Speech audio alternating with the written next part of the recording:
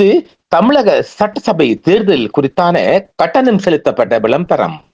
தலைவன் என்றால் ஐயா ஸ்டாலின் மீது 1000 விமர்சனம் எனக்கு உண்டு. அரசியல் இல்லையோ, ஆனாலும் இரவோடு இரவாக தூக்கத்தை குறைத்து வந்து நின்னார்ல. தலைவன் அப்படிங்கறதுல உங்களுக்கு இந்த பேரை கேட்டோன்னே என்ன மனசுல தோணுது? ஸ்டாலின். எஸ்.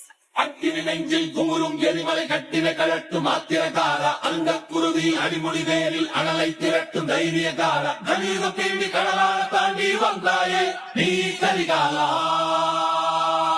அரவணைக்கிற போக்கு, அதை பேசி சரி செய்கிற போக்கு கலைஞரை விட திரு ஸ்டாலின் வந்து ஸ்ட்ராங்கா இருக்குன்னு நினைக்கிறேன். ஸ்டாலின் இஸ் மோர் டேஞ்சரஸ் தேன் கருணாநிதி. அதை இன்னைக்கு ஸ்டாலின் நிரூபித்துக் கொண்டிருக்கார். நீ கரிகாலா, கலியுகம் தேடி கடலால தாண்டி வந்தாயே நீ கரிகாலா.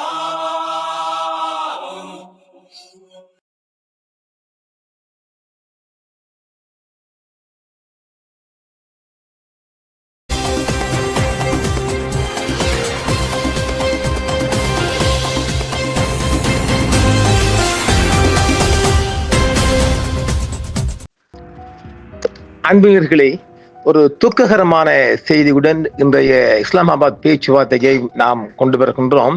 நாம் நேற்றே சொல்லியிருந்தோம், இது ஒரு இதய சுத்தியான பேச்சுவார்த்தையும் இல்லை. ஈரான் கூட அவநம்பிக்கையில் தான் வந்தது. 3 விடயங்கள், நாம் இந்த ஈரான் முன்வைத்த 10 கோரிக்கைகளில் 3 விடயங்களை நாம அடித்து சொன்னோம் இல்லையா? 3 விடயத்தில் மிகப்பெரிய சவால் எழும் பாருங்கள் என்று அந்த 3 விடயங்களும் நடந்திருக்கின்றது. நேற்று மாலை ஆரம்பமான பேச்சுவார்த்தை 20 மணி நேரங்கள், இடையிடையே சிறு சிறிய இன்டர்வெல் அப்படின்ட்டு நித்திரை தூக்கத்துடன் வான்ஸ் அவர்கள் தலைமையிலும் ஈரான் தலைமையிலும் நேருக்கு நேரே பேச்சுவார்த்தை நடந்திருக்கின்றது. 2 பேர்களையும் ஒரு புரோக்கர் மூலமாக ஈரான் ஒரு பேச்சுவார்த்தையை கொண்டு வந்தாலும் கூட இறுதி கட்டத்தில் 2 அணிகளையும் நேருக்கு நேர் பேசவிட்டு பார்த்தார்கள். 2ம் அணையவில்லை. நாம் ஏற்கனவே பல தடவைகளில் சொல்லி வரோம் இல்லையா, புடாக்கண்டன் கொடாக்கண்டன் என்று.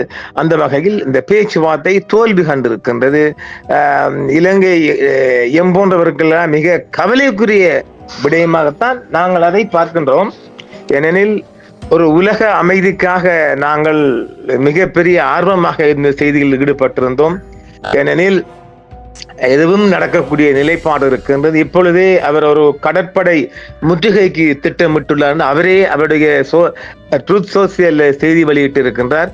இது எதிர்பார்க்கப்பட்ட ஒன்று. இதில் வேடிக்கை என்னவென்றால், இதில் ஒருபோதும் இந்த அமைதி பேச்சுவார்த்தையை இஸ்ரேல் விடாது.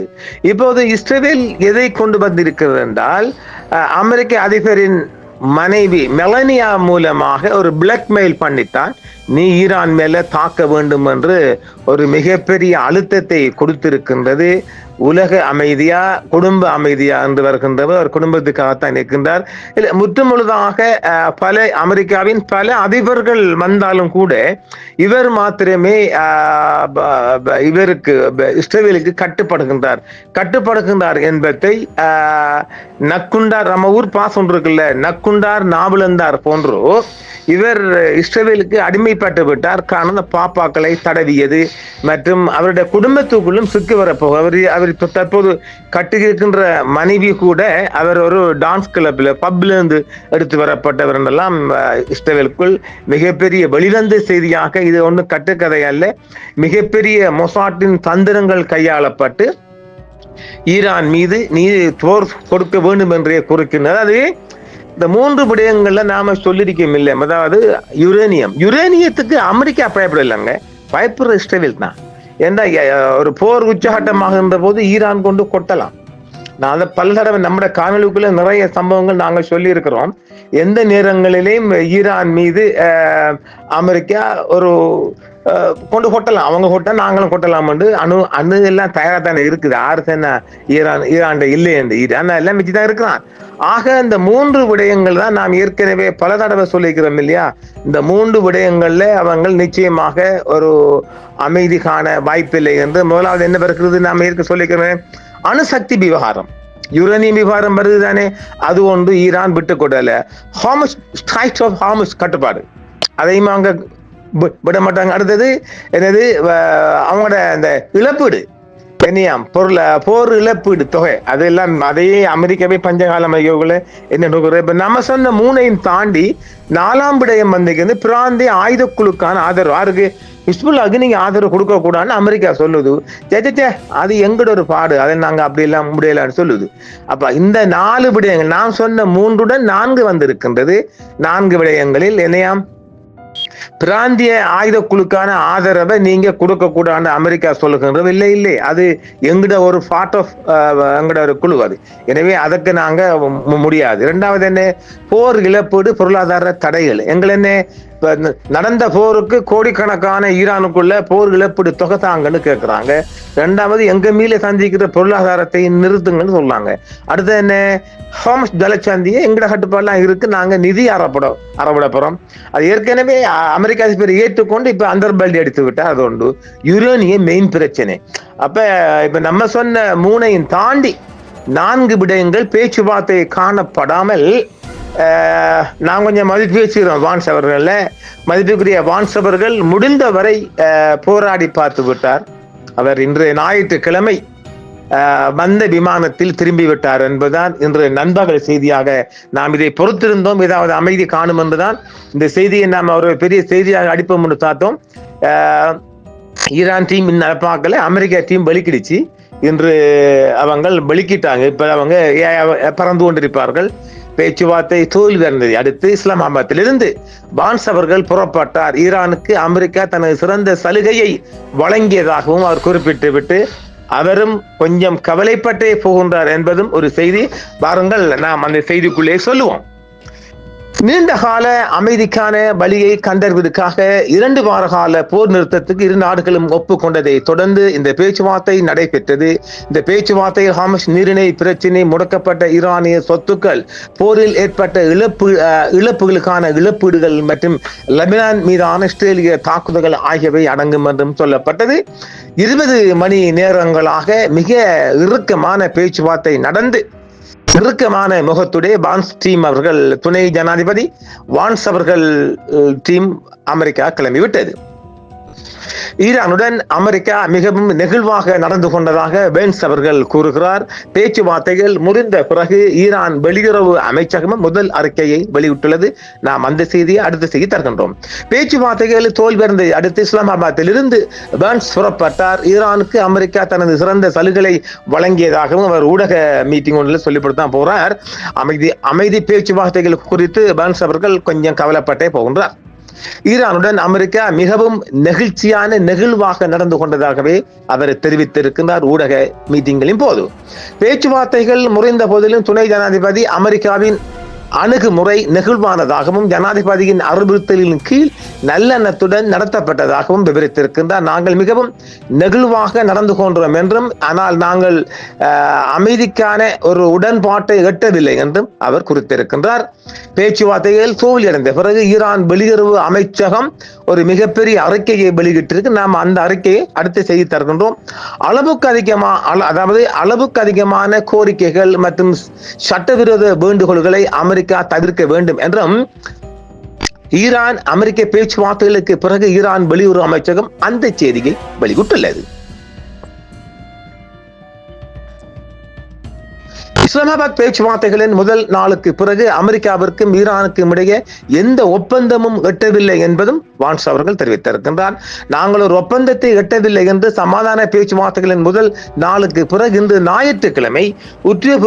ஞாயிற்றுக்கிழமை இலங்கை நேரப்படி 12 மணிக்கு இந்த செய்தியை அவர் வழங்கி இருக்கின்றார். அவங்களுக்கு காலை செய்தியாக இருக்கின்றது, அவர் வெளியிட்டு விட்டார். இஸ்லாமாபாத்தில் ஈரான் அமெரிக்க பேச்சுவார்த்தை தோல்வி, இனிமேல் இது செல்லக்கூடிய வழியாக எதுவும் தென்படவில்லை என்றும் நோக்கர்கள் சொல்கின்றார்கள். இதில் பாகிஸ்தானுக்கும் கொஞ்சம் தர்ம சங்கடமாகவே போயிட்டு. இஸ்லாமாபாத்தில் நடைபெற்ற விரிவான பேச்சுவார்த்தைகளுக்கு பிறகு அமெரிக்கா மற்றும் ஈரானுக்கு இடையிலான பேச்சுவார்த்தைகள் எந்த ஒரு உடன்பாடும் எட்டாமல் முடிவடைந்திருப்பதாகவே அங்கிருந்து கிடைக்கும் தற்போதைய செய்திகள் வெளிவருகின்றது. வாஷிங்டன் நிபந்தனைகளை ஏற்க தெஹ்ரான் மறுத்ததை தொடர்ந்து, அதாவது தெஹ்ரான் மீது வலுக்கட்டாயமாக சில கோரிக்கைகள் நிபந்தனைகள் திணிக்கப்பட்டதாகவும் ஈரான் தெரிவித்துள்ளது. வாஷிங்டனின் நிபந்தனைகளை ஏற்க தெஹ்ரான் மறுத்ததை தொடர்ந்து இஸ்லாமாபாத்தில் 20 மணி நேரத்துக்கு மேலாக, கிட்டத்தட்ட 21 மணி நேரம் என்று சொல்லப்படுதுங்க, மேலாக நடைபெற்ற பேச்சுவார்த்தைகளில் அமெரிக்காவுக்கும் ஈரானுக்கும் இடையிலான பேச்சுவார்த்தைகள் ஒரு உடன்பாட்டை எட்ட தவறிவிட்டன. அமெரிக்க பேச்சுவார்த்தையாளர்கள் தங்கள் நிலைப்பாட்டை தெளிவாக எடுத்துரைத்ததாகவும், ஆனால் தெஹ்ரான் அவற்றை ஏற்க மறுத்துவிட்டதாகவும் துணை ஜனாதிபதி ஜேடி வான்ஸ் அவர்கள் கூறியிருக்கின்றார்கள். எதிர்பார்த்தபடி ஹமாஸ் ஜலசந்தி மற்றும் ஈரானின் அணுசக்தி திட்டம் ஆகியவை சர்ச்சைக்குரிய விடயங்களில் அடங்கும் என்றும் சொல்லப்படுகின்றது. குறிப்பாக 3 விடயங்கள், இந்த 4 ஹிஸ்புல்லாஹ்வான ஆதரவையும் கொடுக்கக்கூடாதுன்னு சொல்றாங்க. எங்களின் சிவப்பு கோடுகள் என்ன, எந்தெந்த விடயங்களில் நாங்கள் அவர்களுக்கு இணங்க தயாராக இருக்கிறோம், எந்தெந்த விஷயங்களில் இணங்க தயாராக இல்லை என்பதை நாங்கள் மிக தெளிவாக கூறியுள்ளோம் என்றும், எங்களால் முடிந்தவரை அதை தெளிவாக கூறியும் அவர்கள் எங்கள் நிபந்தனைகளை ஏற்க மறுத்துவிட்டனர் என்று ஞாயிற்றுக்கிழமையான இன்று பேச்சுவார்த்தைக்கு பிறகு நடந்த செய்தியாளர்கள் சந்திப்பில் பர்ன்ஸ் அவர்கள் இஸ்லாமாபாத்தில் உத்தியோகபூர்வமாக தெரிவித்துள்ளார். பேச்சுவார்த்தையின் முடிவு எதுவாக இருந்தாலும் அமெரிக்கா வெற்றி பெறும் என்று ட்ரம்ப் நம்பிக்கை தெரிவித்திருக்கின்றார். என்ன நடந்தாலும் நாம் வெற்றி பெறுவோம் என்று அவர் கூறுகிறார். அமெரிக்கா ஏற்கனவே ஈரானை கணிசமான அளவு பலவீனப்படுத்தியுள்ளது என்றும், பேச்சுவார்த்தைகள் முக்கியமானவை என்றாலும் அவை அமெரிக்காவின் மூலோபாய நிலையை மாற்றாது என்றும் அவர் வலியுறுத்தி இருக்கின்றார். இது ராஜதந்திரத்துடன் இணைந்து தடுப்பு நடவடிக்கைகளை மேற்கொள்ளும் அமெரிக்காவின் பரந்த மூலோபாயத்தை பிரதிபலிப்பதாகவும் தெரிவித்திருக்கின்றார் அமெரிக்க அதிபர். ஈரான் அணு ஆயுத திறனை பெறுவதை தடுப்பதே அமெரிக்காவின் முக்கிய நோக்கமாக உள்ளது என்றும் அவர் வலியுறுத்தி இருக்கின்றார். மேலும் வாஷிங்டன் தெஹ்ரானிடமிருந்து தற்காலிக வாக்குறுதிகளை அல்ல, நீண்டகால உத்தரவுகளை நாடுவதாகவும் அவர் குறிப்பிட்டார். வான்ஸ் அவர்கள் இஸ்லாமாபாத்தில் இருந்து புறப்பட்டுவிட்ட போதிலும் பாகிஸ்தானின் முன்மொழிவின் பேரில் ஈரான் மற்றும் அமெரிக்க தூதுக்குழுக்களுக்கு இடையான பேச்சுவார்த்தைகள் மேலும் ஒரு நாளுக்கு நீடிக்கப்பட்டுள்ளன. அமெரிக்காவின் தர்க்கமற்ற மற்றும் அதீத கோரிக்கைகள் மற்றும் தேசிய நலன்களை உறுதி செய்வதில் ஈரான் தூதுக்குழுவின் வலியுறுத்தல்கள் ஆகியவற்றை கருத்தில் கொண்டு மற்றொரு சுற்று பேச்சுவார்த்தைகளை நடத்த பாகிஸ்தான் முன்மொழிந்தது. மேலும் இரு தரப்பும் அதை ஒப்புக்கொண்டாலும் அது சாத்தியம் இல்லையா என்று தெரியவில்லை. அவர்கள் கிட்டத்தட்ட 21 மணி நேரம் பேச்சுவார்த்தை முடித்துவிட்டு 2 தரப்பும் பிரிந்திருக்கின்றது. மீண்டும் கூடுமா பாகிஸ்தான் என்பதும் ஒரு கேள்விக்குறி. அதுவும் சாத்தியமில்லை. நாம் நேற்றே சொன்னமில்லை, இது ஒரு சாத்தியமான பேச்சுவார்த்தை அல்ல. ஒரு அறிக்கையில் ஈரான் வெளியுறவு அமைச்சகத்தின் செய்தி தொடர்பாளர் இஸ்மாயில் பாகாயி, இரு தரப்பினரும் பல விஷயங்களில் ஒரு உடன்பாட்டிற்கு வந்துள்ளனர், ஆனால் 2-3 முக்கியமான விடயங்களில் கருத்து வேறுபாடுகள் இருந்தன என்றும், இது இறுதியில் ஒரு உடன்பாட்டுக்கு வகுக்கவில்லை என்றும் கூறுகிறார்.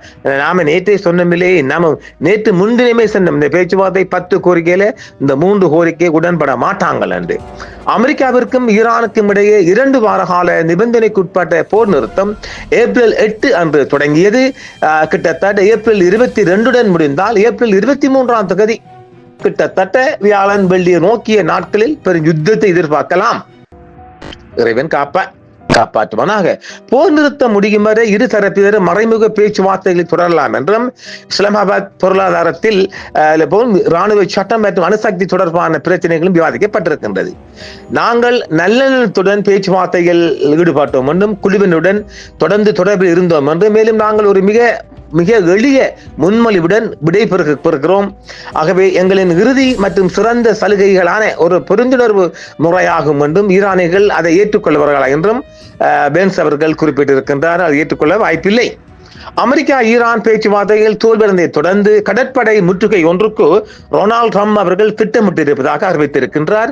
பாகிஸ்தானில் அமெரிக்கா ஈரான் பேச்சுவார்த்தைகள் எந்த ஒரு உடன்பாடும் இன்றி முடிவடைந்து சிறிது நேரத்திலேயே அமெரிக்க அதிபர் டொனால்ட் ட்ரம்ப் அவர்கள் ஈரானுக்கு எதிரான சாத்தியமான அமெரிக்க கடற்படை முற்றுகை உத்தியை விவரிக்கும் ஒரு கட்டுரையை இன்று ஞாயிற்றுக்கிழமை அவருடைய ரூட் சோசியல் தளத்தில் வெளியிட்டிருக்கின்றார்.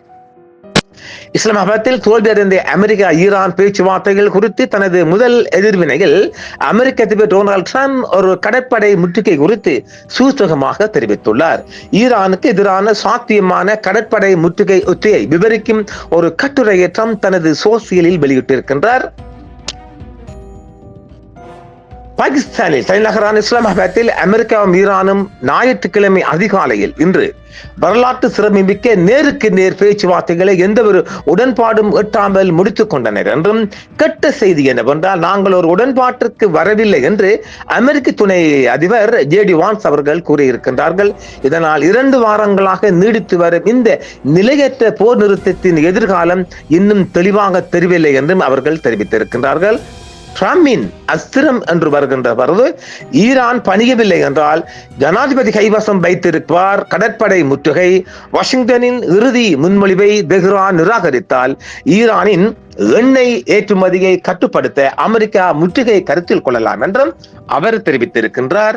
இஸ்லாமாபாத்தில் பேச்சுவார்த்தைக்கு முன்பு கப்பலில் மேம்பட்ட ஆயுதங்கள், லேட்டஸ்ட் ஆயுதங்கள், மேம்பட்ட ஆயுதங்கள் ஏற்றப்படுவதாக கூறி ஒரு குறிப்பிடத்தக்க ராணுவ நடவடிக்கை குறித்து ட்ரம்ப் சூசகமாக தெரிவித்திருக்கின்றார். ஈரானுடனான பேச்சுவார்த்தைகள் தோல்வியுற்றால் அமெரிக்க ராணுவ நடவடிக்கையை நாடக்கூடும் என்றும் அவர் குறிப்பிட்டிருக்கின்றார். இது தேவைப்பட்டால் மோதலை அதிகரிக்க தயாராக இருப்பதை காட்டுகிறது. இந்த சொல்லாடல் பேச்சுவார்த்தைகளை சுற்றியுள்ள உயர் முக்கியத்துவத்தையும் பிராந்தியத்தில் நிலவும் பதட்டங்களையும் அடிகோடிட்டு காட்டுவது என்பதுக்கு அப்பால் ஈரானும் தயார் நிலைக்கு வந்துவிட்டது. இப்பொழுது சீனா அதிநவீன ஆயுதங்களையும் இறக்க போகின்றது. அது ஒரு 3ஆம் நாடுகள் ஊடாகவே அது சப்ளை பண்ண திட்டமிட்டு இருக்கின்றது. இது ஒரு பேச்சுவார்த்தை போகுது இல்லையா? சைனா ஆயுதம் கொடுக்க கூடாது என்று அமெரிக்க அதிபர் தொடர்ந்து மிரட்டி வருவதால் சீனா ஏதோ ஒரு வகையில் மறைமுகமாக ஈரானுக்குள் ஆயுதத்தை இறக்க போகுது என்பதான் செய்தி. பொறுத்திருப்போம், காத்திருப்போம். இறைவன் நாம் ஏற்கனவே சொன்னது போன்று நல்லது நடக்கட்டும். நடந்தவை எதுவாக இருந்தாலும் நல்லவை நடக்கட்டும் என்று பிரார்த்திப்போம். உலகம் அமைதி கொள்ளும் இந்த யுத்தத்தை இறைவன் தடுக்க வேண்டும் என்றும் கூறி இன்றும் மாலையும் சந்திப்போம் நேர்களே. என்றும் உங்களுடன் சன்ரைஸ் இந்தியா டிவி. சப்ஸ்கிரைப் பண்ணுங்கள், பெல் பட்டனையும் கிளிக் செய்யுங்கள். உங்கள் ஆதரவே எங்கள் சேவை. ஆதரவு தாருங்கள், அரவணைப்போம். மறக்காம சர்ப்ரைஸ் பண்ணுங்க. தேங்க்யூ.